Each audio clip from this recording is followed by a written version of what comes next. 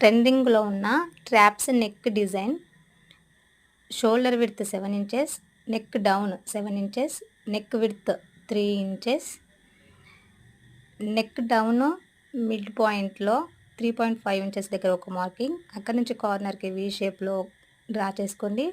7 inches దగ్గర నుంచి లోపలికి 2.5 దగ్గర ఒక మార్కింగ్, అక్కడ నుంచి డౌన్ 4.5 ఇంచెస్, 4.5 ఇంచెస్ దగ్గర నుంచి నెక్ డౌన్ మిడ్ పాయింట్ వరకు వీ షేప్లో డ్రా చేసుకుని మనం డ్రా చేసుకున్న లైన్ని ఈ విధంగా కట్ చేసేసుకుంటే